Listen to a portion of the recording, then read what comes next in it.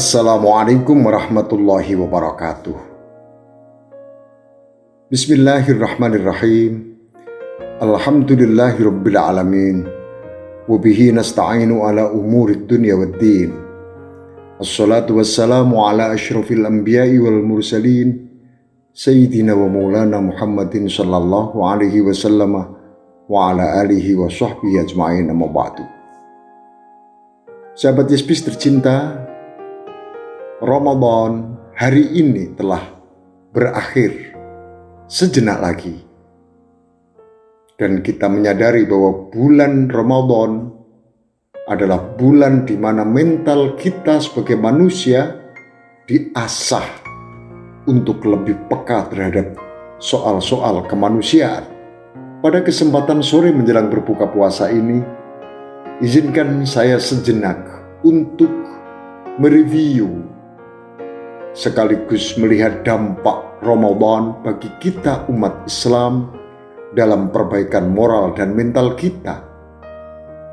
Dalam bahasa agama kita atau bahasa agama religi kita disebut dengan muttaqin.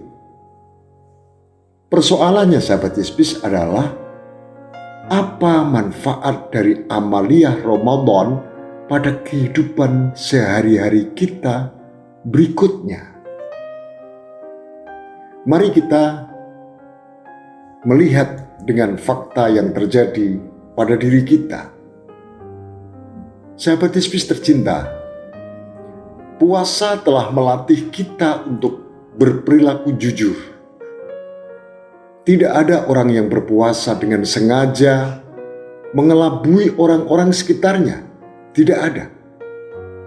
Katakanlah misalnya kita di golongan yang biasa melakukan jamaah, kemudian di saat berwudu dan berkumur, kemudian kita tiba-tiba mengelabui kawan-kawan kita yang sedang berwudu di sebelah kita dan kita meminum air di keran. Itu mustahil, bukan perilaku orang jujur. Karena tidak ada orang yang berpuasa dengan sengaja mengelabui orang-orang di sekitarnya. Semua kita yang berpuasa merasakan bahwa kita sedang disaksikan sendiri oleh Allah Subhanahu wa Ta'ala. Jadi mengelabui orang-orang sekitarnya sesungguhnya adalah perilaku yang tidak jujur bagi kita yang sedang berpuasa. Begitu pentingnya kejujuran pada kebenaran. Maka salah satu sifat khas Rasulullah Shallallahu Alaihi Wasallam adalah as-sidqu, as-siddiq, yakni jujur dan teguh pada kebenaran. Pemimpin yang jujur akan melayani rakyat dengan nyaman, tanpa terindikasi apalagi korupsi. Rakyat yang jujur pasti taat kepada aturan dan tidak saling merampas hak-hak sesamanya. Para tokoh elit yang jujur tidak akan menghasut rakyat. Para sumber berita dan netizen di media sosial tidak akan mudah mengumbar berita-berita hoax, berita bohong dan fitnah yang meresahkan masyarakat. Ini as-siddiq, ini as-sidqu, dan ini kejujuran sahabat Yesbis. Pokoknya kejujuran adalah sumber kemaslahatan, sumber keamanan, dan sumber keindahan yang melindungi masyarakat. Sehingga masyarakat merasa nyaman dan aman di dalam mengarungi samudra kehidupan masing-masing kita. Jadi kemakmuran itu sesungguhnya kunci utamanya adalah kejujuran. Lihatlah misalnya pengalaman masyarakat di negara-negara yang maju membuktikan hal itu. Ini kita introspeksi, bukan kita sedang menghardik diri sendiri, tapi kita mencoba untuk muhasabah, berintrospeksi atas kejadian-kejadian masyarakat di mana-mana. Di negara-negara maju, peneliti sosial ekonomi menyebut negara Denmark, negara New Zealand adalah contoh negara yang penduduknya memperoleh pendapatan tertinggi dari sisi ekonomi dan merupakan negara yang paling makmur di dunia. Mereka mencapai kemakmuran bukan karena semua warganya berpendidikan tinggi, bukan. Akan tetapi karena percaya bahwa kejujuran adalah faktor utama mewujudkan kesejahteraan dan kemakmuran itu.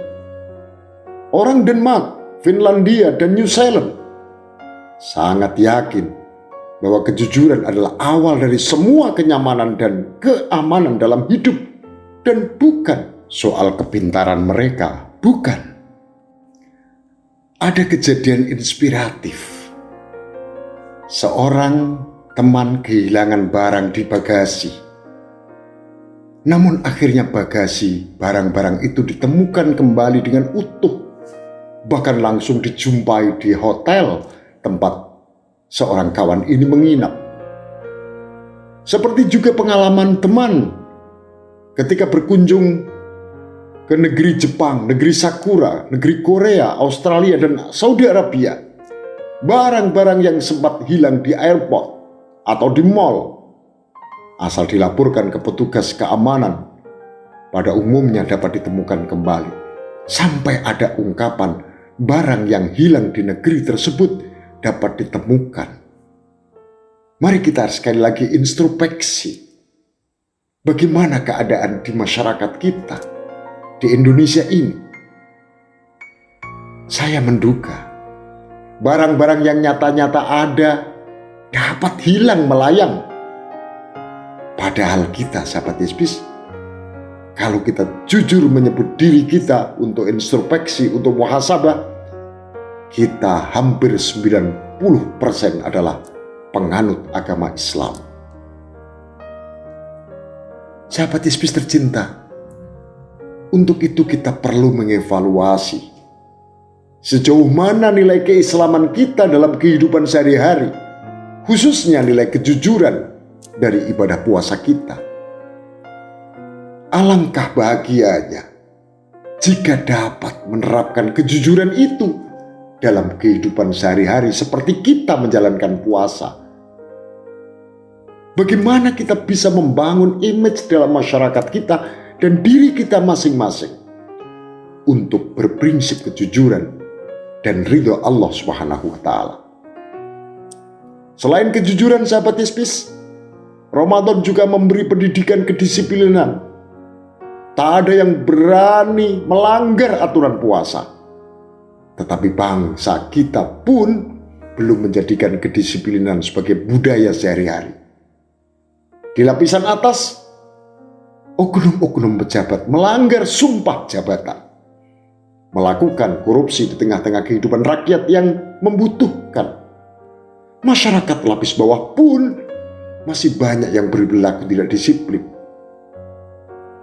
Banyak kecelakaan terjadi akibat ketidakdisiplinan berlalu lintas. Pencurian aliran listrik yang mengakibatkan kebakaran satu komplek. Berjualan di trotoar di kota-kota, mengganggu pengguna jalan. Unjuk rasa yang tidak disiplin merusak fasilitas umum. Itu adalah potret fakta di dalam diri kita sebagai masyarakat yang hampir 90% beragama Islam. Sahabat Yesus, sisi lain dari kedisiplinan ini adalah menjaga kebersihan dan kesehatan lingkungan. Kebiasaan membuang sampah sembarangan di jalan pun di tengah masyarakat kita adalah sesuatu pemandangan yang biasa-biasa kita lihat, tanpa memikirkan bagaimana akibat daripada sampah. Ini adalah menunjukkan rendahnya perilaku disiplin. Tengoklah selokan-selokan dan sungai-sungai di kota dan desa sekarang penuh sampah yang bukan hanya menyengat hidup, tapi akan mengganggu ekosistem kehidupan. Tidak hanya di Indonesia, kebiasaan buruk itu juga ditemukan di sejumlah negara yang notabene-nya adalah negara Islam. Padahal para ulama mengajarkan hukum Islam, memulai dari bab toharoh, yaitu bab tentang kebersihan dan sesuci. Kualitas keislaman kita masih formalitas. Memahami kebersihan sebatas wudhu dan mandi sebelum sholat, belum memahami bagaimana menjaga kesehatan dan kebersihan dalam kehidupan sehari-hari. Sahabat Yesus, keadaan yang demikian ini sangat kontras dengan bersihnya parit-parit dan selokan di kota-kota lain, misalnya di Bangkok. Begitu juga toilet di sejumlah rest area antar kota di Amerika, di Cina. Serasa kita tidak berurusan dengan najis, tetapi betul-betul melepas lelah di rest area itu dengan menyenangkan, sesuai dengan namanya rest room dan rest area, tempat peristirahatan sementara. Inilah karena kita tahu mereka mengamalkan nilai-nilai kebersihan yang memang Islami, walaupun mereka bukan seorang Muslim. Sahabat Yesus tercinta, selanjutnya kita semua sudah paham bahwa Ramadan melatih kita untuk sedikit dermawan, apakah itu via zakat fitrah atau zakat mal.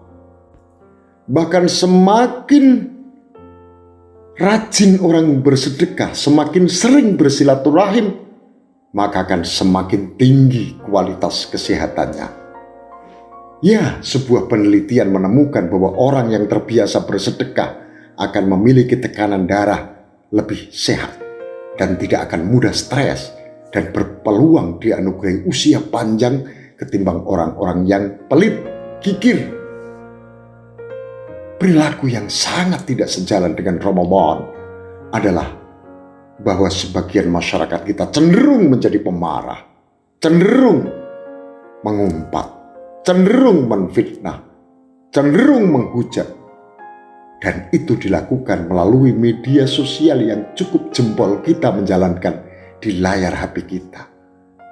Padahal sahabat Yesus, Ramadan sesungguhnya telah mendidik kita semua untuk berperilaku santun dan penuh persahabatan. Sebagian di antara kita gagal memahami hadis Nabi Shallallahu Alaihi Wasallam, as-shaum junnah, puasa adalah pelindung dari sifat keburukan. Ramadan sesungguhnya merupakan madrasah untuk persahabatan dan kedamaian, termasuk terhadap umat-umat agama lain. Kita damai di bumi, damai di surga. Itu ajaran Ramadan untuk kita dengan kejujuran. Maka kalau kita bisa menjalankan ini pasca Ramadan, yakinlah negeri ini akan menjadi negeri gemah ripah lo jinawi, toto tentrem, kerto raharjo.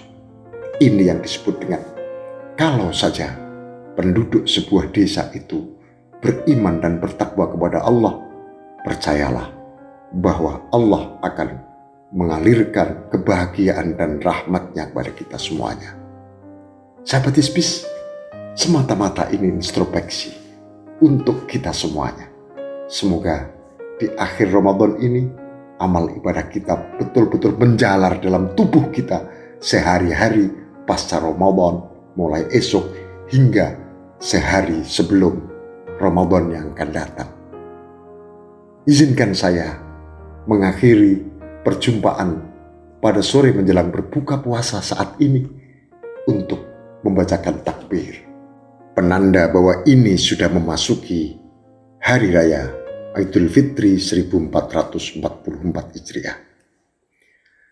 Allahu Akbar, Allahu Akbar, Allahu Akbar, La ilaha illallah, Allahu Akbar, Allahu Akbar walillahil hamd, Allahu Akbar kabira, walhamdulillahi katsiran wa subhanallahi bukratan wa asila. La ilaha illallah wahdahu sadaqa wa'dahu wa nasara 'abdahu wa 'azza jundahu wa hazamal ahzaba wahdahu. La ilaha illallah wa la na'budu illa iyyahu mukhlishina lahuddin walau karihal kafirun.